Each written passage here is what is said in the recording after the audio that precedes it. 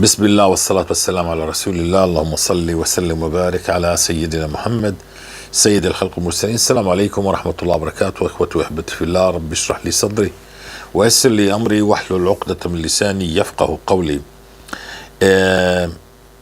في قصص هنا، في هنا قصص الحمد لله رب العالمين نسمعها إن شاء الله.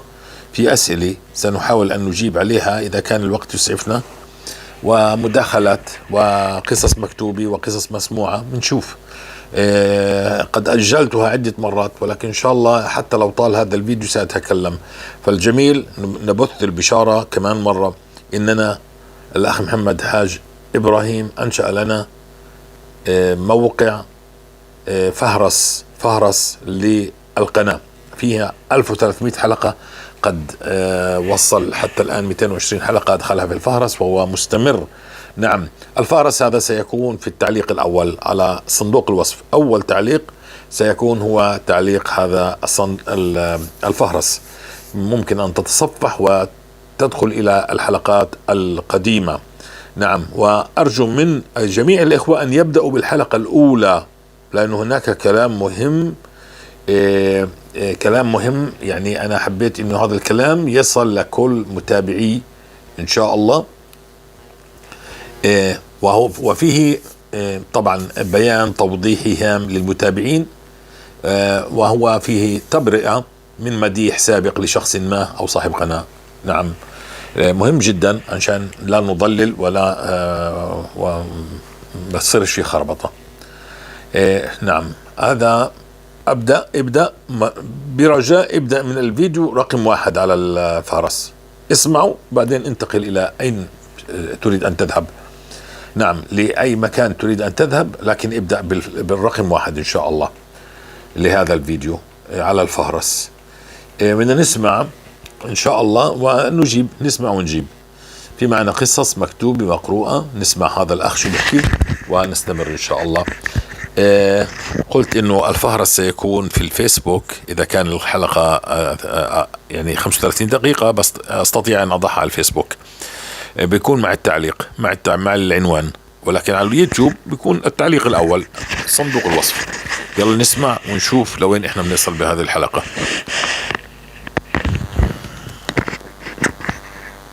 السلام عليكم ورحمة الله. حضرة محمد حجازي المحترم الفاضل، أحبك في الله.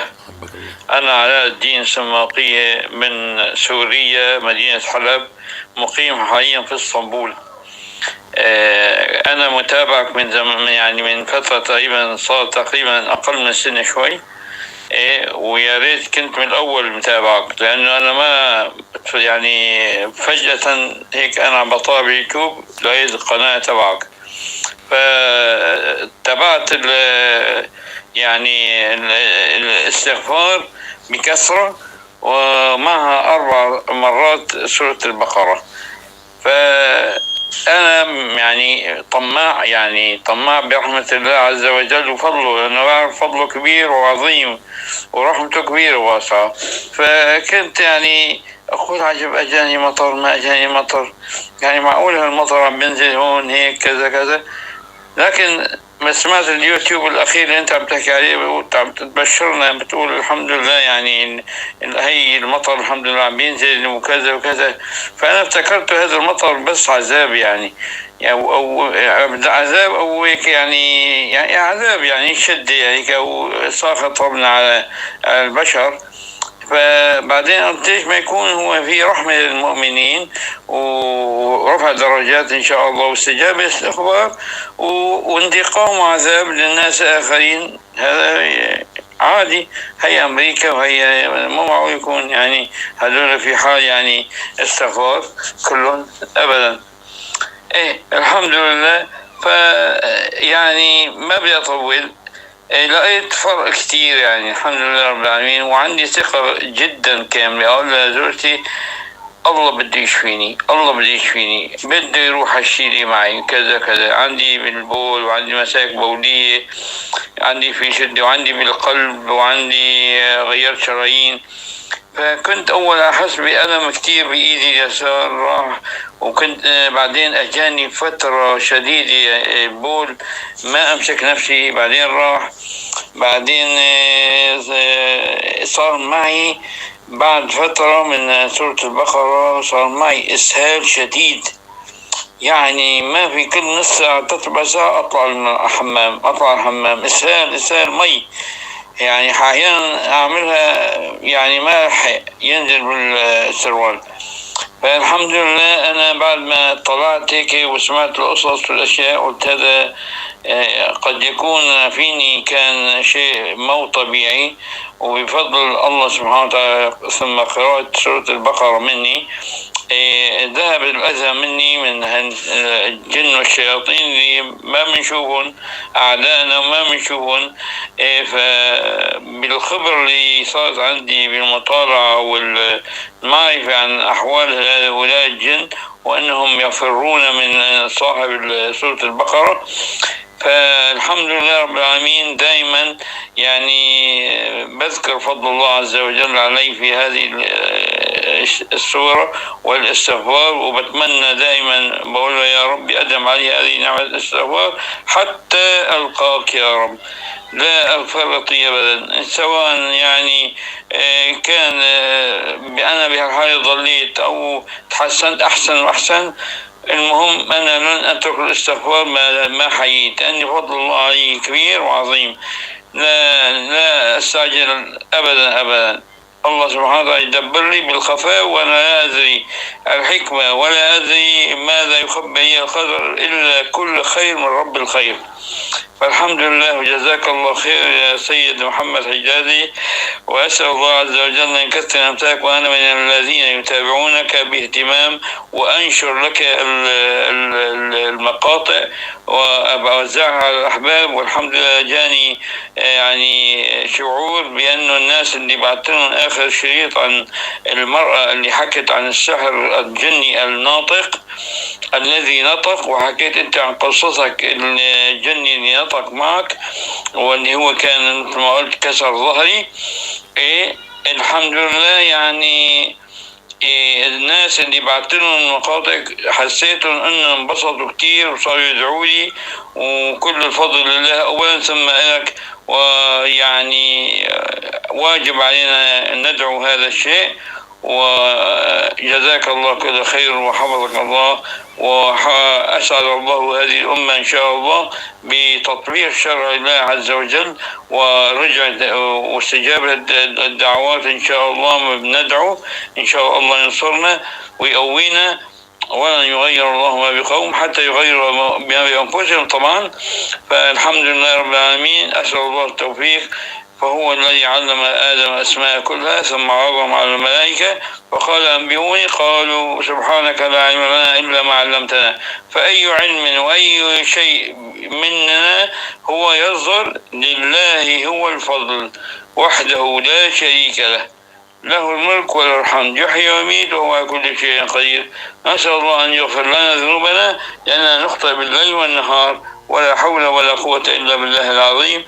واللهم صل على نبينا محمد الهادي البشير، إن شاء الله يجعلنا من جنوده، وقريبا إن شاء الله ستفرج الأمور وتتغير الأحوال. وأشكرك، والسلام عليكم ورحمة الله وبركاته. السلام عليكم ورحمة الله. الحمد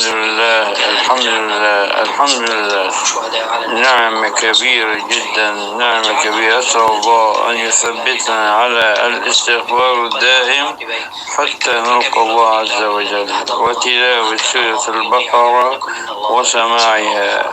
أسأل الله أن يديم علينا هذه النعمة. وجزاك الله خير يا شيخ محمد حجازي، بارك الله فيك. إني أدعو لك دائما وأطلب من الله عز وجل أن يثبتك ويزيدك علما وفقها ورعاية. اللهم يا رب احفظ لنا الشيخ محمد حجازي وانفعنا بما يعلم. يا سبحانك أنت الذي تعلم ولا يحيطون بشيء من علمه إلا بما شاء. اللهم أنت الذي تعلمنا، أنت الذي تدبرنا، أنت ولينا في الدنيا والآخرة. اكتبنا من عبادك الصادقين المطيعين المتبعين. والسلام عليكم ورحمة الله وبركاته. السلام عليكم ورحمة الله وبركاته. سيد محمد، ممكن أعطيك أنا القناة عندي تبعي؟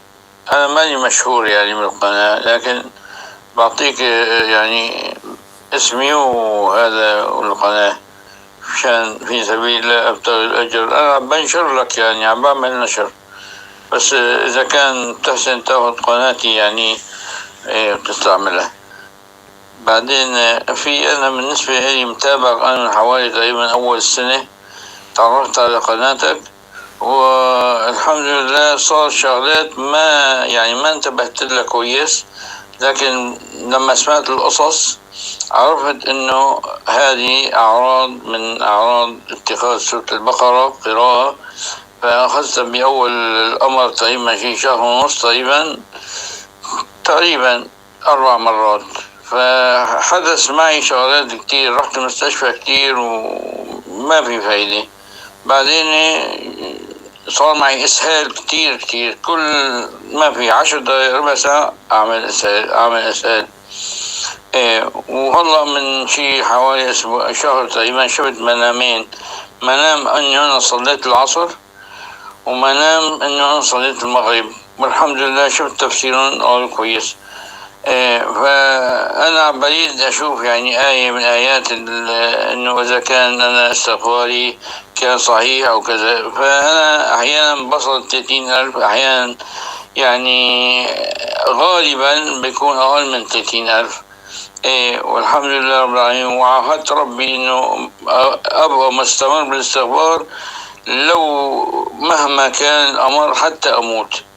فالاستغفار نعمة من الله، أمان والحمد لله، وراحة نفسية، ويعني حسب الله ونعم الوكيل. الإنسان يعني ما بيكمل، لكن بيبقى الإنسان منتبه متيقظ دائما للحلال والحرام، وبيبقى دائما يبتغي أجر، يبتغي التقوى. وأدعو الله عز وجل دائما لكم ولمتابعين ولكل المسلمين بالتوحد إن شاء الله. ولا تؤاخذني طولت عليك. فطمني يعني عن أحوال يعني أنا تبعي. هلا حاليا عم بقرا سورة البقرة، كنت أقراها من شي شهرين تقريبا مرة. هلا عم بقراها مرتين، مرة الصبح مرة مساء، وجزء قرآن كمان الحمد لله، أو جزئين كل يوم الحمد لله رب العالمين. الله سبحانه وتعالى أدعو الله عز وجل دائما لك بالخير والصحة، وأدعو لك دائما بالتوفيق، وأسأل الله دائما أنه يحشرنا أنا وأنت وكل المتابعين في مغفرته ورحمته ورضوانه في الجنة إن شاء الله، ندخلها ابتداء إن شاء الله بإذن الله. الله كريم، الله كريم، الله أسأل الله عز وجل أن يوفقنا. السلام عليكم ورحمة الله. السلام عليكم. وعليكم السلام ورحمة الله وبركاته. حياك الله أخي الكريم، بارك الله فيك وجزاك الله خير.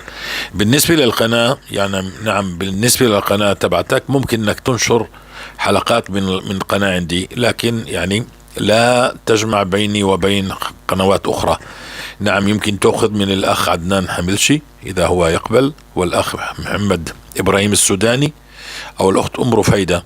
هذول القنوات أنا يعني ممكن، لأنه منسير على نفس النهج، نحن بلغوا عني ولو آية، يعني كلاتنا من نفس النمط إن شاء الله. لكن من هنا ومن هناك روابط، أنا ما بدنا نضلل المتابعين إن شاء الله. جزاك الله خير. فممكن أنك تقتبس من القناة ما شئت، لكن لا تأتي بروابط من هنا وهناك يعني لمشايخ آخرين. خلاص، تريد أن تختص بقناتي تأخذ منها مقاطع وتنشر، جميل، بارك الله فيك، مأجور إن شاء الله. وكل من يريد أن ينشر على قناته لكن لا يأتي من هنا وهناك، وإذا كان عنده خزعبلات في الماضي، علوم طاقة وكلام من هالشكل، أنا لا أقبل حتى يمحى كل الفيديوهات التي عنده تتكلم عن الطاقة وعن علوم كل هذه الأمور التي يعني هي من باب الكفر والعياذ بالله. فكمان مرة، كل صاحب منبر يعني عنده قناة يريد أن يأخذ من قناتي وينشر عنده، فليقتبس من قناتي ولا يأتي من قنوات أخرى. القنوات الأخرى هي القنوات الموجودة في صندوق الوصف. يعني الإخوة الذين عاشوا معنا سورة البقرة كما أنا بينت، وعاشوا قطفوا وبدأوا يخرجوا يتكلموا، والفضل لله أصبحوا هم معلمين كيف نعيش الآية، ووجدوا ثمار الاستغفار وسورة البقرة، ومنهم الصلاة على رسول الله. وجدوا، عاشوا قطفوا وجدوا بالطريقة التي عشناها، والحمد لله رب العالمين. بارك الله فيكم. جزاك الله خير أخي الكريم على هذه الدعوات المباركة. أسأل الله أن يشملنا وإياكم وجميع المتابعين وجميع المسلمين في هذه الدعوات المباركة. بارك الله فيك. بالنسبة للاستغفار، استمر أخي الكريم، أنت على الطريق الصحيح، استمر، راقب الله، أتبع أعمالك بصدقات، يعني كما قلنا المقايضة، عمل خفي بينك وبين الله، ثم اسأل الله بهذا العمل أن يفرج أمورك ويعطيك. أنت الآن قيد الإعداد الله بعلمك كيف تخرج للناس. أنت عندك قناة، وهذا هو: لا تأمرن بالمعروف ولا تنهون عن المنكر ويشكن الله يسلط عليكم عذابا لا يرفعه تدعونه فلا يستجيب. فالله عمال يعدك عشان انت كمان في القناة تبعتك تبدأ تتكلم ماذا وجدت من الاستغفار، ماذا وجدت، كما فعل الأخ عدنان حملشي، وكما فعل الأخ محمد إبراهيم السوداني، وهناك كما الأخت أم رفيدة، وهناك في عندنا قنوات إنجليزي يعني بالإنجليزي، وعندنا 4 5 6 قنوات، وعندنا قنوات كثيرة موجودة في الإنجليزي في كندا وفي نعم. فكل هاي القنوات الحمد لله رب العالمين ناس عاشوا معنا، أصحاب قصص. فإن شاء الله ستصبح أنت كمان صاحب قصة كبيرة وتخرج للناس وتبين، والله سيفتح عليك. استمر أنت على خير، راقب الله في كل صغيرة وكبيرة، انتبه للشرك الخفي الذي يحبط العمل. نسمع كمان قصة للمشرف المشرف أحمد الغامدي أبو عبد الرحمن. نسمع قصته، قصة جديدة مع الاستغفار.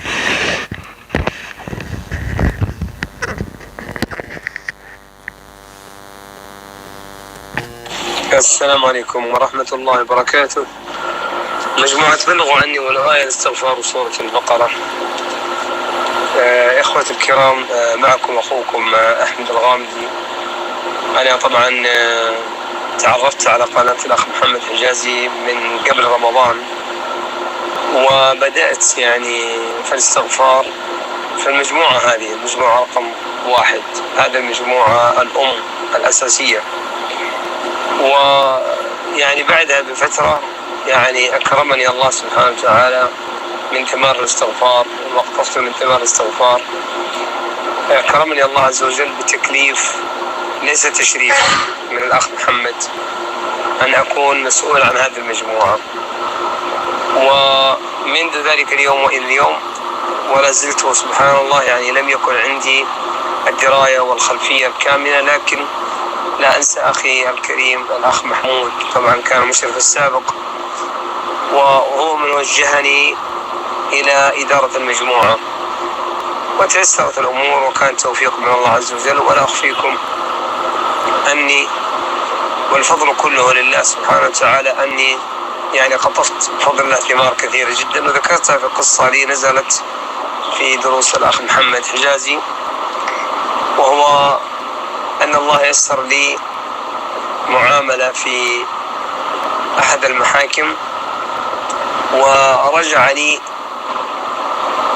ثلثي المبلغ الذي لي عند خصمي، والفضل كله لله سبحانه وتعالى. تيسرت الأمور بعد أن استمرت يعني هذه القضية قرابة 8 سنوات في أروقة المحاكم، وهذه ثمرة عظيمة حقيقة أنا قطفتها يعني بعد تقريبا قرابة 2 شهرين تقريبا من الاستغفار، وهذا فضل من الله عز وجل. أما اليوم والفضل كله لله عز وجل، قطفت 3 ثمار أو 4. أول شيء سبحان الله يسر الله لي إدارة المدرسة، فأنا معلم طبعا، واليوم عندي كتصحيح للمادة الدراسية التي أنا يعني أدرسها طلابي، وطبعا يساندني في ذلك أحد الزملاء. طبعا حصل طبعا انه مدير المدرسة يعني اعطى تعميم للكل بعدم المغادرة من مبنى المدرسة لحينما يتم الانتهاء من الرصد والتصحيح والرصد ويعني التأكد الكامل. سبحان الله. طبعا انا كلمت زميلي فقلت له انا خلاص انا خلصت التصحيح معك وابغى استأذن. قال روح كلم المدير، وكان معنا برضو الزميل حاضر. قال روح كلم المدير شوف. سبحان الله. رحت للمدير وكلمته في الموضوع، أخذني على جنب وقال لي طيب خلاص ما عندك مشكلة طالما زميلك يعني موافق أنا ما عندي مشكلة. فهذه الثمرة الأولى تيسرت وما كنت متوقع إنها تتيسر بهذه السهولة واليسر. هذا واحد، هذا الموقف الأول. سبحان الله. استغليت خروجي من المبنى المدرسي وأتوجه لمصلحة لولدي والوقت ضيق، يعني لابد اني انا اوصل في وقت يعني قياسي.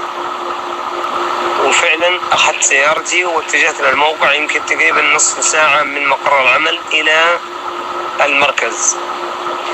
المهم قابلت الاخ صاحب مدير المركز وجلست معه واخذت وقت في الكلام معه وصورت الموقع وكذا، واخذت خلفيه لاني انا ابغى انقل ولدي من المركز الى هذا المركز لان ولدي من ذوي الاحتياجات الخاصه. فاحببت ان انقل له البيئه تكون بيئه جاذبه افضل من الاول. فتلقيت الرحب والسعاده وتلقيت الترحيب حقيقه من الاخ، رغم انه يعني بس ما كان بيني وبين الاتصال تقريبا او اتصالين. فهذه الثمرة الثانية. الثمرة الثالثة سبحان الله، وأنا يعني متجه إلى المركز سبحان الله، وكنت في أقصى اليمين من الطريق، وأنا يعني ما تجاوزت 100 يعني ماشي على أقل يعني ماشي من 100 أو أقل شوي يعني. سبحان الله. إذ بسيارة من خلفي يعني تأخذ الاتجاه الأيمن اللي هو لأنه فيها طبعا الطريق وأنا ماشي كان في طريق فرعي من جهة اليمين، وأنا ماشي يعني بهذه السرعة تقريبا 100 أو حدودها تقريبا، أتفاجأ بهذه السيارة من خلفي تدخل في خطي وتتجه إلى الطريق الفرعي. والله يا أخوان أقسمكم بالله إنها كانت يعني قريبة جدا، لكن أكرمني الله سبحانه وتعالى إني دعست الفرامل يعني شعرة زي ما يقولون. هديت السيارة ويعني تهدت السيارة من سرعتها، مما مكن الرجل إنه يتجاوز ويدخل في الجهة اليمنى، وأنقذني الله سبحانه وتعالى من هذا الحادث. هذه يعني أنا أعتبره أنه لولا فضل الله عز وجل عليه ثم الاستغفار لكان حصل لي شيء آخر. الثمرة الرابعة التي قطفتها اليوم، يجيني اتصال بعد صلاة الظهر، صليت في هذا المكان في هذا المسجد اللي أنا فيه. المهم أتفاجأ يعني بعد خروجي من الصلاة باتصال من أحد المؤسسات، فقال لي يا أخي الكريم طبعا في مبلغ لك انت شريت من عندنا بضاعة وصار انه ما اعطيتنا الاشعار حق التحويل، فانما هذا المبلغ يعني لك فانت مخير بين امرين، اما ان نرجع لك المبلغ على حسابك، وانا والله يا جماعة الخير اني حولت واني ما ادري افكر الامور انها ماشي طبيعي، وانا هذول الناس خلاص يعني قد انهيت الاخذ من عندهم، يعني سحبت بضاعة من عندهم اكثر من مرة، لكن خلاص قفلت يعني ما ابغى لانه جاني من مصدر اخر بسعر اقل منهم، فخلاص عن كذا يعني اصلا قدي منتي خلاص مسلم لهم فلوسهم وماخذ بضاعتي عندي ولا ماني محتاجهم اصلا. الا والمسؤول هذا يقول يا اخي احنا فتشنا في الحسابات ولقينا انه في مبلغ زايد لك، المبلغ هذا 3000 وعليها تقريبا، إنما تبغى البضاعة أو نرجع لك المبلغ. قلت لهم ما ترددت طبعا، قلت لهم خلاص رجعوا، جيبوا لي بضاعة بهذا المبلغ وانتهى الموضوع، واعتبروا المبلغ وصل إليكم خلاص، بس طلعوا لي فاتورة ووقت ما تخرج البضاعة. وهذه 4 مواقف يعني بفضل الله عز وجل، أولا وآخرا ثم الاستغفار. يعني أنا يمكن استغفرت يمكن تقريبا قرابة 9000. أسأل الله أن يجعل كلها خالصا وجهه فيه. يا إخواني أوصيكم بلزوم الاستغفار، كما قال صلى الله عليه وسلم: من لزم الاستغفار جعل الله له من كل هم فرجا ومن كل ضيق مخرجا. طولت عليكم في التسجيل، الله يحفظنا وإياكم.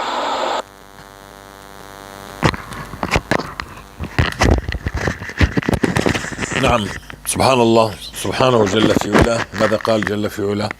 ويا قوم استغفروا ربكم ثم توبوا إليه يمتعكم متاعا حسنا إلى أجل مسمى ويؤتي كل ذي فضل فضله. متاع حسن، مش مشاكل، مش هموم دفعات لا تنتهي، هم كرب حوادث سير أمور لا تنتهي، لا، حياة طيبة، حياة طيبة سترى مع الاستغفار. نعم، إنها الذنوب التي يحولها الله علينا إلى حياة ضنك، حياة مريرة، حياة فيها ذل، فيها هوان، فيها تخبط، فيها عدم فهم، مش عارفين نهتدي. إنها الذنوب أعمت الأبصار والقلوب. نعم، يعني سبحان الله، هذه الذنوب لا تستخف بأي ذنب أخي الكريم، وبالأخص ما بينك وبين الناس، لأنه الناس مش رايحة تسامحك. لما بدك تتوب الناس مش رايحة تسامحك. الله لما بتتوب الله بيسامحك، لما بتتوب الله بيسامحك ما بينك وبينه، لكن ما بينك وبين الناس مش رايحة تسامحك. عشان هيك بدك رصيد كبير من الاستغفار، عشان يوم القيامة لا تخرج بحديث المفلس، فيكون عندك رصيد. فأكثر وتب وأقبل على الله وامسك عليك لسانك. نعم، لا تبهت الناس، لا تسب الناس، لا تشتم الناس. نعم، لا ننسى الفهرس الذي سيكون في صندوق الوصف، فهرس القناة، هو إن شاء الله سيعينكم على أن تجدوا ضالتكم في هذه الحلقات.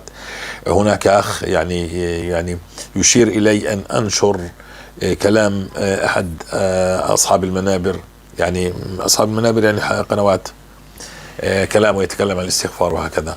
إخوتي الكرام، أنا لا أنشر إلا ما أعيش أو ما بينت من متابعين الذين هم معي، هم عاشوا ما بينت، قطفوا ثمار وفتحوا قنوات، فهم يتكلموا كما أنا أتكلم. شيء آخر، أنا مش مسؤول أمام الله يسألني. أنت عندما يسألني الله ماذا بينت يا محمد يا حجازي، سأقول له: يا رب، هذا الذي وجدته، هذا الذي فتحت علي فيه. فتكون حقيقة أنا أملكها، مش حقيقة فلان يملكها ولا أعرف. أنتم اليوم أصحاب حقائق، أنا بينت لكم، لزمتم الاستغفار، أصبحتم أصحاب حقائق. نعم، هذا هو. أما إني أنا أروج لفلان أو فلان، فهذا أنا ضد هذا الكلام. فهو عنده قناته، أنا أعيش الحدث. عندما أعيش الحدث أخرج للناس. نعم، وأنا في مرحلة الحدث غلطت غلطة التي كانت في أحداث آخر الزمان، وأنا خلال الحدث أعيش تكلمت ونصحت بمتابعة ذاك المعبر، لكن بعدين تكشف لي انه هذا كله آيات كلام، لا تتابعوا هذا المعبر، نقطة. انا غسلت يدي منه. نعم، هو انقلب على نفسي، مش موضوعنا. لكن انا يوما ما شخص قال لي: تكلمنا عن الصلاة على رسول الله. قلت له: ما ينبغي لي أن أتكلم عن الصلاة على رسول الله، ما أنا لم أعيش الصلاة على رسول الله. أحاديث موجودة، لكن كيف أدلك أنك بأي صيغة، كم الوقت، في أي وقت، كيف كان يفعل أبي بن كعب. فعندما عشت ووجدت ثمار الصلاة على رسول الله خرجت بحلقة. هكذا لو أنا بدي أتكلم عن الحوقلة، علي أن أخذ الحوقلة. محمد حجازي يأخذ الحوقلة، يعيش الحوقلة 2 3 4 5 حتى يجد ثمار الحوقلة، ثم يخرج إليكم. أنا حتى الآن لم أعيشها. نعم، فهذا هو. لا نتكلم عن ما لا نعرف، لا أتكلم، ولا أتكلم بما فلان يجي يعني مرات أنا أستشعر يتكلم في كل المواضيع، كل المواضيع، يتكلم في كل الأحاديث وكل المواضيع. ما مش معقولي أنه عاشوا كل هذه الأحاديث، مش معقولي عاشوا في كل هذه الآيات. لا، الإنسان لازم يتخصص، الإنسان لازم أنه أهم شيء أني أعرف الله، وأنا سأعرف الله جل في علاه من خلال الآية. بلغوا عني ولو آية، هي أن تعيش الآية. الاستغفار أول شيء هو الذي يهدم هذا الساتر الذي بينك وبين الله، الاستغفار، فتزيل هذه الذنوب التي حالت بينك وبين معرفة الله. وسورة البقرة من فضل الله علينا كشفت لنا إنها هي، والفضل لله، هي التي تمسك عليك من التفلت، تمسك من التفلت وتشلحك السقطات التي أنت لا تستطيع أصلا تركها. فهي من فضل الله، وكأنها الصابون المركز الذي أنت تقرأ وهي تغسل تغسل تغسل حتى تصبح هكذا في طهارة كاملة بإذن الله. القلب طاهر نقي، إنما يتقبل الله من المتقين. تصبح نقي تقي بإذن الله تعالى من فضل الله. سورة البقرة مش أنت في الشطارة، في عطاء. نكمل إن شاء الله، نشوف الدرس يمكن يطول. فالإخوة الذين على الفيسبوك لربما أوصل هذا 35 دقيقة، بعد 35 دقيقة بذهب الصوت، لا أدري لماذا. ممكن كنت تتابعوا الحلقة، تكملوا الحلقة على اليوتيوب، ما فيش مجال آخر. أنا بحب إنه الزبدة وصلت، القصة وصلت، في قصتين وصلوا، وأنا مستمر مع قصص وهكذا. وبينت لكم ديروا بالكم، انتبهوا. أهم شيء إنه الفهرس موجود، أنت ممكن من خلال العنوان تفهم إنك مشكلتك موجودة في عنوان معين، فتدخل على الرابط. ولا تنسوا أن تضعوا لايك وتشتركوا وهكذا، وتروجوا إن شاء الله عسى أن يغير الله حال هالأمة. نعم نعم نعم. انتبهوا للشرك الخفي. في حلقة الآن نزلت حلقة مهمة جدا جدا، من أقوى الحلقات، لا تفوتوها. هذه الحلقات انشروها بين الجميع، مهمة جدا جدا.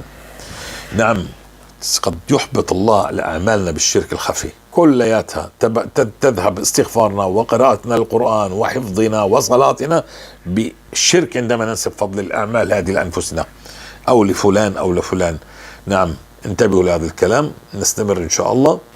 طيب يا إخوتي الكرام، أنا بدي أقرأ رسائل الإخوة، منهن قصص لا أستطيع أن أجيب الآن على أسئلة كنت معلم عليها دروس، يعني هكذا هذا درس مثلا، هذه حلقة مثلا درس، فأنا لا أستطيع الآن هذا الدرس مثلا إني أجيب عليه. بدي أقرأ الرسائل. أول شيء، السلام عليكم أختي شيماء، طبعا المشرف على جروب التليجرام.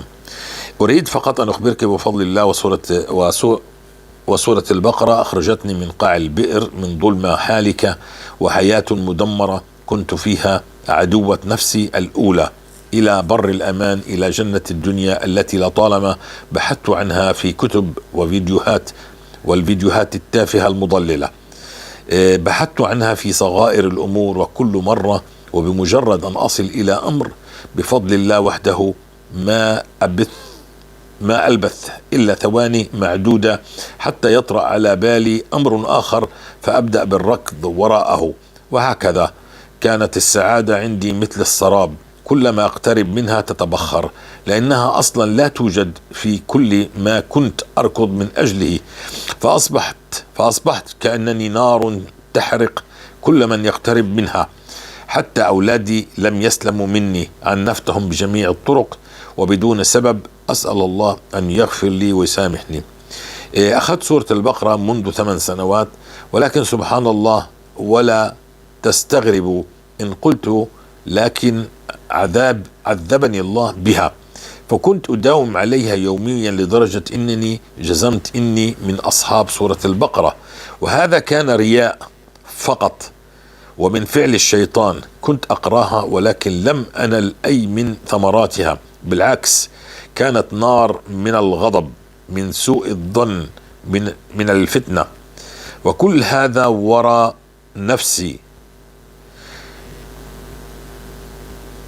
نفسي ملائكة ومضللون ومسكينة، وأسعى لأظهر هذا للناس بكل الطرق. إذا تكلمت لا أسكت، وإذا اشتكيت أبدع. وهذا كان لأنني كنت آخذ سورة البقرة بدون تحصين، بدون أذكار. فكنت لما أكملها أتعرض للمس والأذى فأغضب وأغضب إلى أقصى الدرجات، إلى أن وجدت بفضل الله قناة العم محمد حجازي، وكانت بداية الفرج. بدأت الاستغفار ومن ثم دخلت لجروب الواتساب، ولا أكذب عليكم في البداية كان مبتغايا فقط الأموال، كانت البداية المبتغى فقط الأموال، ومددكم بأموال وبنين. تأزمت حالتي أكثر فأكثر، الاستغفار وسورة البقرة بدون أذكار، ولكن أن تتصوروا ما فعلته الشياطين بي. فتجرأت وقرأت سورة البقرة 4 مرات اليوم الأول، والثاني تكلمت معي وقلت لي لا تدعي ظهرك مكشوف، فقلت لك لا أستطيع أن أقرأ الأذكار، وكان هذا صدقا لأنني كنت أظن ذلك منذ 8 سنوات. بعد ذلك اليوم بدأت في الأذكار، ويا الله على تلك الراحة والطمأنينة والرضا، وكأني كنت عمياء بالفعل، وأبصرت والله إنها تعمل أبصار. أنا اليوم بفضل الله والأذكار والاستغفار، أذكار الصباح والمساء يعني، والاستغفار ولدت من جديد، وكأنني كنت في كابوس واستيقظت منه في جميع النواحي. لن أستطيع أن أكتب، فلا تكفيني لا كلمات ولا رسائل، فقط أريد أن أشكركم بعد الله، وأشكر العم محمد حجازي، وأسأل الله الثبات لي ولجميع لجمعكم الطيب إلى أن نلقى المولى عز وجل.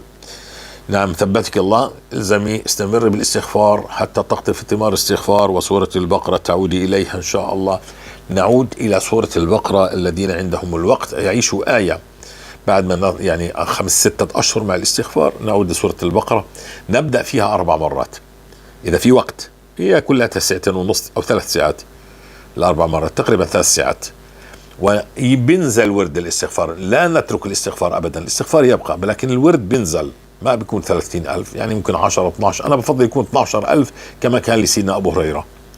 وال4 مرات سورة البقرة مدة 2 شهر تقريبا، وبعدين تصير تنزل بال4 مرات ل3 مرات للمرتين هكذا، وهيك أنت بتخلص من الخزعبلات التي في راسك، هذا الشيطان الذي يلعب فيك، والله بيفتح عليك من كل الفتوحات إن شاء الله، وتستمر. طيب، هاي رسالة أخرى. أشعر بشعور غريب جدا، أصبحت في كل موقف في يومي أشعر بقرب الله وحبه وتوفيقه وبركات الاستغفار. أصبحت وأستشعر نعم الله في كل صغيرة وكبيرة، وأستشعر ذنوبي وإني أخطأ وعظمة من عصيت، حتى في أمور كنا من قبل نعدها أشياء عادية نفعلها بالليل والنهار. أشعر بأني أريد أن أبكي من السعادة. والله إن الاستغفار أعظم نعمة أعطانا الله إياها، فلله الحمد والفضل كله، وجزاك الله كل خير وثبتنا وإياكم. ننتقل إلى رسالة أخرى. طبعا هنا يعني الأخت شيماء المشرفة بتسألها يعني هل مع الأستاذ محمد حجازي بالسهم؟ فهي بتقول يعني بتجاوب نعم مع الأستاذ محمد حجازي جزاه الله عنا خير الجزاء، وقد أرسلت لك من قبل بعض ما جنيته من ثمار الاستغفار، هل نسيتيني؟ طيب،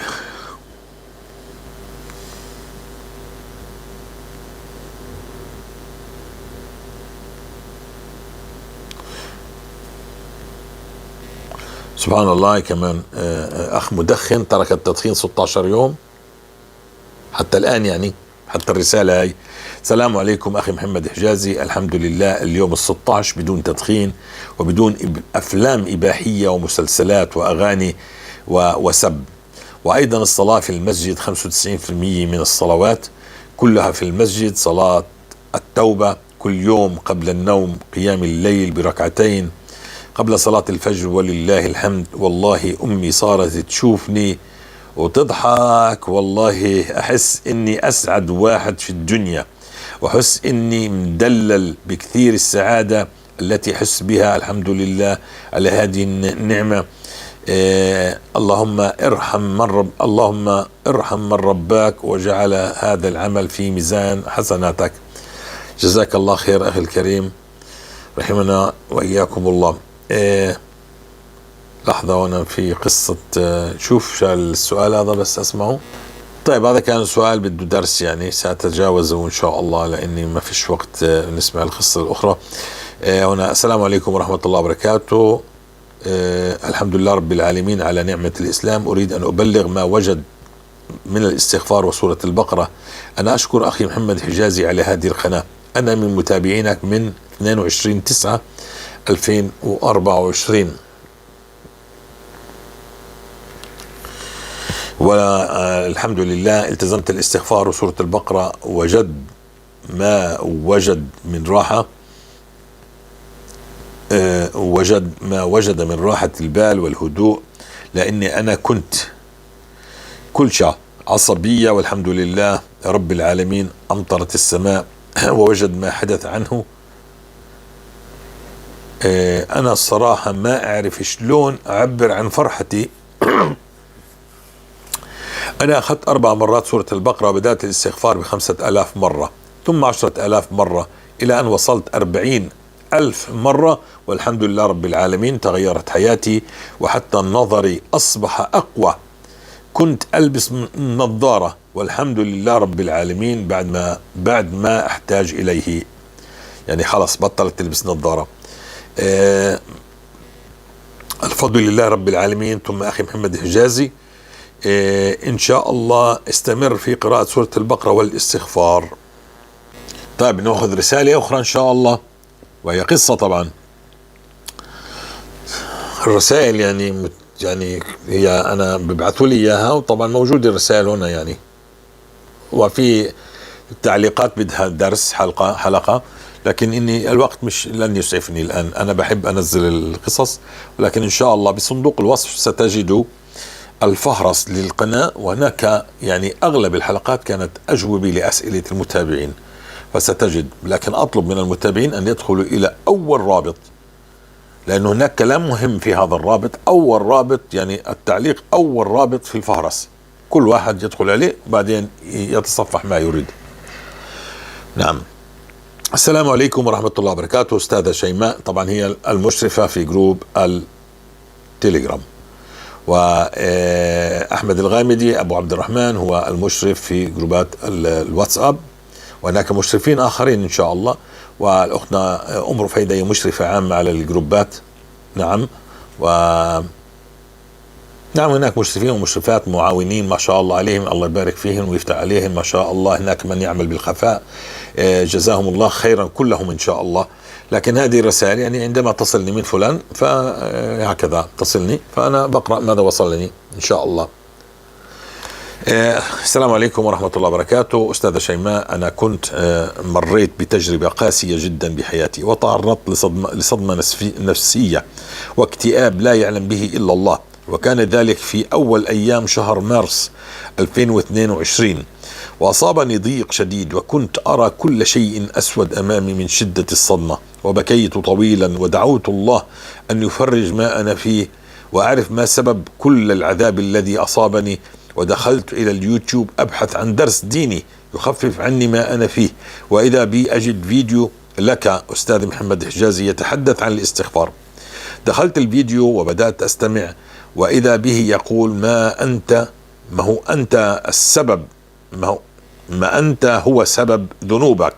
سبحان الله، كان جوابا لكل ما كنت أتساءل وأبحث عنه طويلا. الحمد لله والشكر لله الذي هدانا إلى هذه القناة وسخرك لنا لترشدنا عن حجازي إلى أعظم نعمة الاستغفار. نسأل الله الثبات والفرج عما قريب لي ولكل مستغفر. نعم، عندما تعرف إنها الذنوب فبتعرف إن الذنوب تتركها، مش أنت تحت بلاء وكأنه الذنوب ولا شيء، لا، أنت عرفت إن الذنوب حولها الله عليك لهذا الهم والمرض. شوف المعاناة والصدمات، اترك الذنوب، إذا الاستغفار كل شيء ينتهي.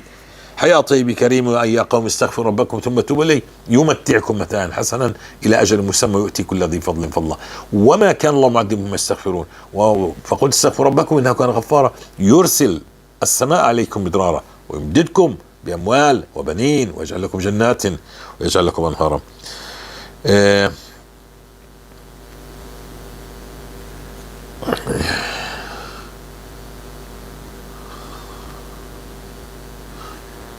طيب نسمع كمان هذا إن شاء الله. أعتذر على الدروس الطويلة. السلام عليكم أخي أخي أحمد، أنا أخي محمد. طيب جزاك الله بكل خير عنا وعلى مجهوداتك بجروب بلغوا عني ولو آية. ربي يجعل كل أعمالك خالصة لوجه الله ويزيدك نورا على نور ويصلح لك الأبناء. أريد أن أحكي لك قصتي مع الاستغفار وأن تنشرها في الجروب وينشرها الأستاذ أبو أحمد. عذرا الرسالة كانت للأخ أحمد الغامدي يعني والآن وصل إلي. السلام عليكم أخي أحمد الغامدي. يعني الله يجزيك بكل خير عنا وعن مجهوداتك بجروب بلغوا عني ولو آية على الواتساب طبعا. ربي يجعل كل أعمالك خالصة لوجه الله ويزيدك نورا على نور ويصلح لك الأبناء. أريد أن أحكي لك قصتي مع الاستغفار وأن تنشرها في الجروب وينشرها أستاذنا أبو أحمد محمد حجازي جزاه الله عنا كل خير يا رب. قصتي ممكن أسميها من رحم المعاناة إلى طريق السعادة. قصتي ممكن أسميها من رحم المعاناة إلى طريق السعادة. المهم أنا شاب للأسف الشديد انغمست في الذنوب منذ الصغر، ذنوب الخلوات والإباحيات عافانا الله وجميع المسلمين أجمعين، منذ أن كان عمري تقريبا 11 سنة وأنا أعيش أسير لهذه الشهوات حتى أدمنتها للأسف الشديد، فصرت أتحين أي فرصة لأختلي بنفسي وشاهد إباحيات. كنت أغلق الباب علي خوفا من الناس وأنسى أن رب الناس يراقبني. وتمر الأيام والسنوات وأنا مستمر على هذا الحال، وبدأت أحس بعواقب هذه العادات على صحتي: نحافة وفتور، ضعف البصر، انطواء، تلعثم في الكلام. وكل مرة أحاول أن أقطع هذه العادة 2 أو 3 ثم تتاح لي الفرصة وأعود إليها من جديد، وهكذا يعني ويدور الأمر وهكذا دواليك. مع العلم إنه من سن صغير أصلي الصلوات ال5 في وقتها وأتصدق أبر الوالدين وأصل الرحم، لكن ذنوب الخلوات لبستني بهذه العبارة. نعم، ذنوب الخلوات عندما تلبس الشخص يعني تهلكه، لا يستطيع. عشان هيك سورة البقرة تفكفكها، تنسفها نسفا.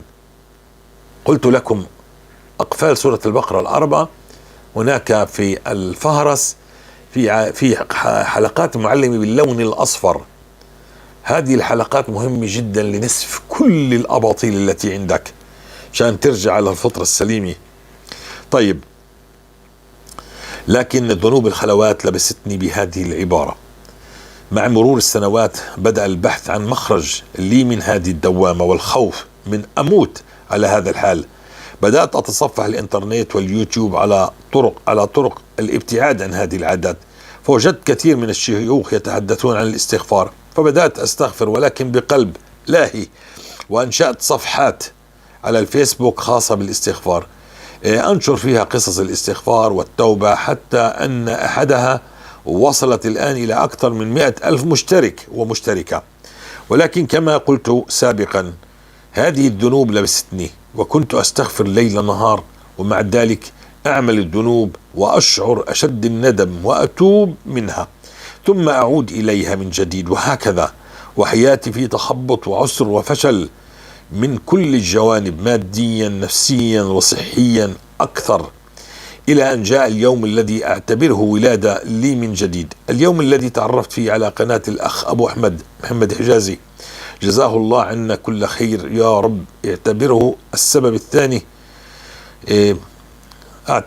الثاني بعد الله. طبعا الفضل كله لله، ثم نقول إن شاء الله لأخونا محمد حجازي في هذه الولادة الجديدة لي، يعني الله جعلني سبب لولادتك الجديدة، هكذا إن شاء الله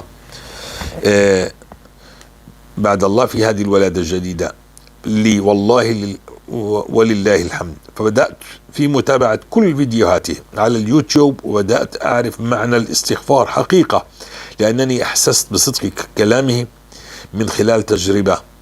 وأنا فعلا قطفت ثمار الاستغفار، فعقدت العزم على أن أقتفي أثره وأن أكثر من الاستغفار ليل نهار. فاشتريت مسبحة إلكترونية وبدأت أشغل فيديوهاتي أستمع له وأنا في نفس الوقت أستغفر الله. ويوم بعد يوم بدأت أزيد في الأعداد، حتى إنه أصبحت أكره النوم. أصبحت 5 ساعات أو أقل تكفيني من النوم، وحتى إذا نمت أكثر من هذا الوقت أستيقظ وأنا زعلان على تضييع الوقت في النوم، وأبدأ الاستغفار حتى أعوض ما فاتني، حتى أتجاوز 30,000 استغفار في اليوم. نعم، هكذا نشمر.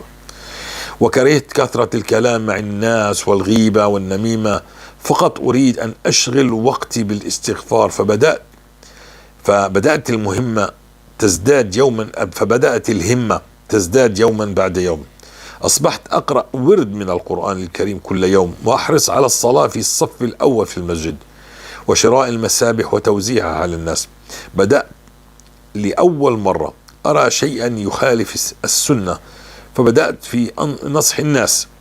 ومما لاحظته أيضا هو قوة في الجسد، وعادت لي القوة في النظر التي ضيعها بسبب الإباحيات، وبركة في الرزق وتيسير الأمور. وبفضل الله أولا ثم ملازمة كثرة الاستغفار خطبت وتزوجت في وقت وجيز ولله الحمد. وأرجو من الله أن يتمم باقي الأمور كلها على خير. وفضل من الله ربي حقق لي حلم أحلم به منذ الطفولة، وأرجو من الله أن يتممه علي خيرا. وبإذن الله تعالى سأخبركم به في قصة أخرى عندما يتيسر. دعواتكم لي بالثبات. أسأل الله أن يثبتك عليك بسورة البقرة أخي الكريم حتى الممات. أسأل الله أن يثبتك.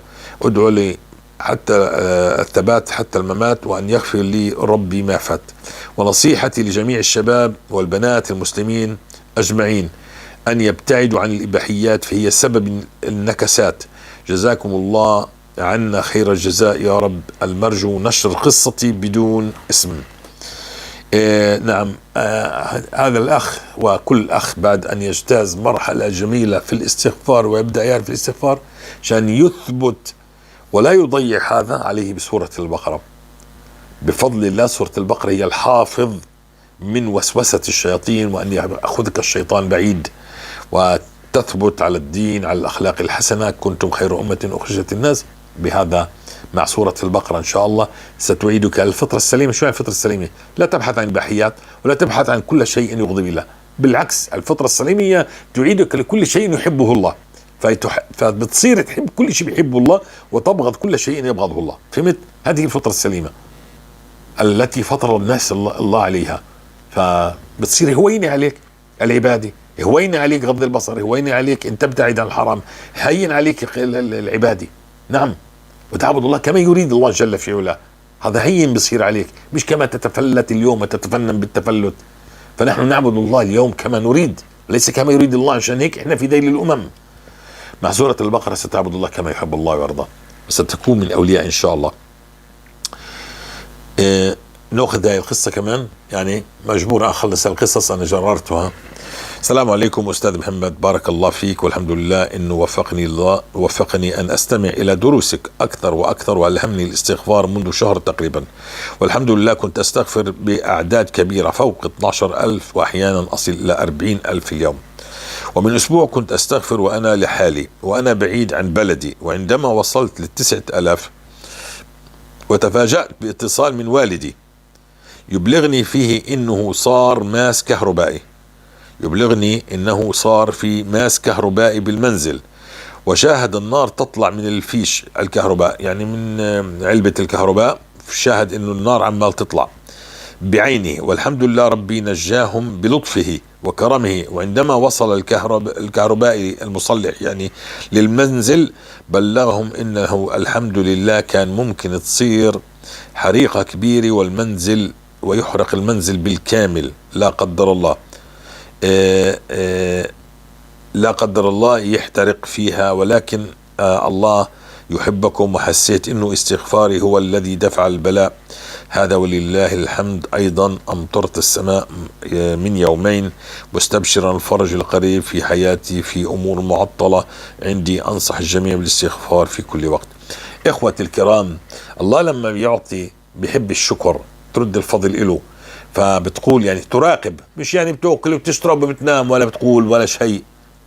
يعني شوف اني انا مثلا انت عندك متجر وانا باجي بشتري عندك حبا فيك، باجي بشتري من عندك وانت ولا عم معير ولا انت منتبه لي ولا انت معبرني ولا انت شايفني، يعني فانا كيف بدي استمر؟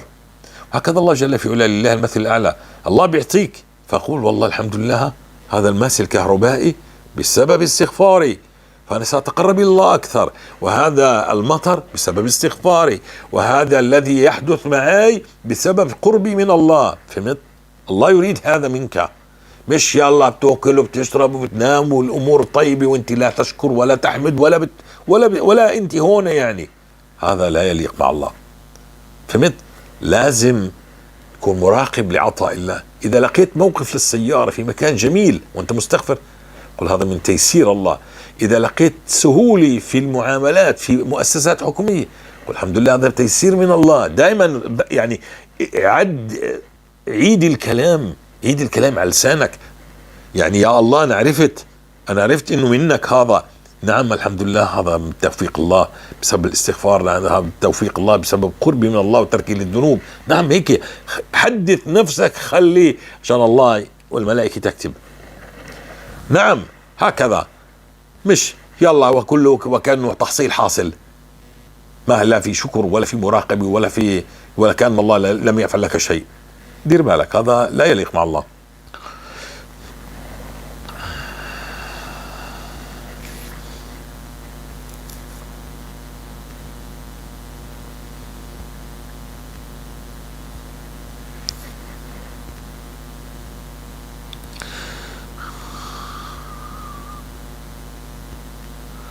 شوف بعد آخر، طبعا هنا في رسالة فيها تنبيه وقصة، تنبيه وقصة.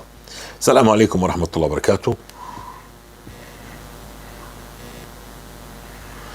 أنا كنت أستغفر معكم ووصلت الأعداد كبيرة تقريبا 40,000 45، وكنت أشوف الخير ينزل سريعا تبارك الرحمن، حتى اللي أفكر فيه يجيني بدون ما أطلبه. بس بديت أرجع للذنوب وأقول بالاستغفار، بستغفر يعني بتذنب بستغفر وأنا متعمد الذنب، وأقول بأذنب وبستغفر، وخلاص سبحان الله بديت ألاحظ إني ماني قادر أصل إلى 20,000. شوف كانت 40,000 و50,000، ماني قادر أصل إلى 20,000، وأوقات 8,000. تعبت لي فترة طويلة على هالحال. شوف الذنوب شو عملت، كسرت الهم الذنوب، لأنك أنت تمكر. ليش كده؟ حتى الإشارات والإلهامات الربانية حرمت منها. وفي يوم تابعت قصة يوسف، ولما قال إخوة يوسف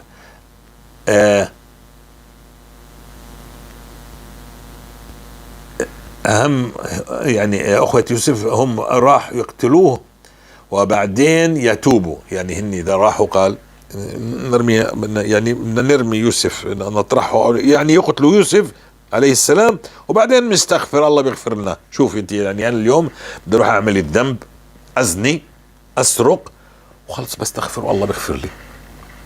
هذا عليه عقاب كبير جدا. مش هيك اليوم انا خلصت بدي اتوب، مش لا بدي اروح اعمل هذا الذنب، اخر ذنب بدي اعمله، ازني لي زنيه، اسرق لي سرقه، اكذب لي كذبه، فسق البيت ادمره، وبعدين خلص انا بدي اتوب. اياك تشهد شهاده زور وتقول خلص انا خلصت. دير بالك من هذا الامر. هكذا. ليش كده؟ حتى الاشارات والالهامات الربانيه حرمت منها. وفي يوم تابعت قصه يوسف، ولما قال الاخوه يوسف هم راح يقتلوه وبعدين يتوبوا، حرمهم الله التوبه لانهم استهلوا التوبه. التوبة رزق لمن سعى لها، لا لمن يسعى للذنب ويستصغر قدر الله. التوبة هي الندم على المعصية وحتى لو اقترفتها تندم بعدها، لا أن تستخف بها فقد يحرمك الله منها. كتبت كلماتي لكم حتى تحذروا وتدعوا لي أن الله يرزقني ويمن علي بالمغفرة. أسأل الله أن يغفر لك ويمن عليك بالمغفرة. نعم إن شاء الله، هذا تنبيه جدا مهم. جزاك الله خير أختي. نعم نسأل الله أن يرفع عنها هذا الذي بهذا الرسالة، أن يرفع عنها ما هي فيه، وأن تتوب ترجع. دير بالك، أنا أعرف ناس كانوا يشهدوا شهادة زور ويقولوا سأصوم 3 أيام، كفارة يمين 3 أيام. أنا أقول لك كبروا بالعمر، مقعدين على كراسي، لا يتحركوا ولا يتكلموا ولا يسمعوا، يعني لا يسمعوا أكثر من 10 سنين. شايف الذنب بدك تدفعه. طب ليش تقولوا؟ ليش تعملوا؟ ليش تقترفوا؟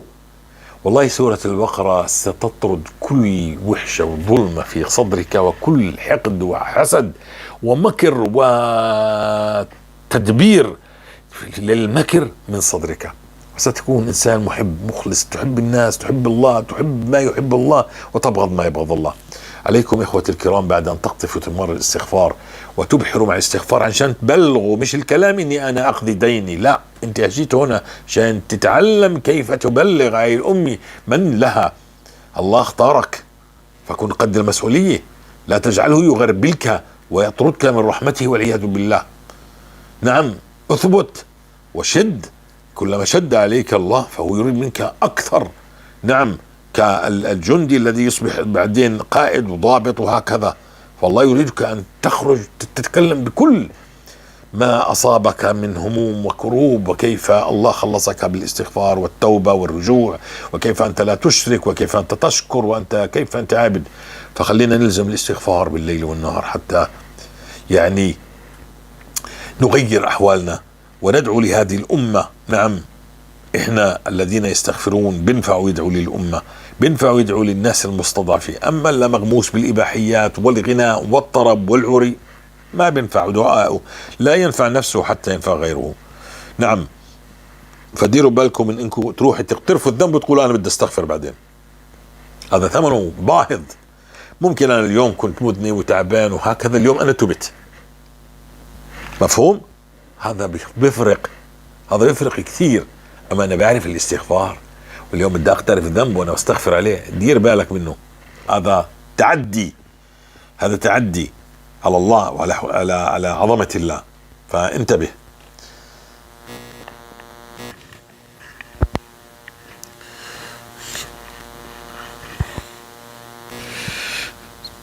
طيب ان شاء الله خير.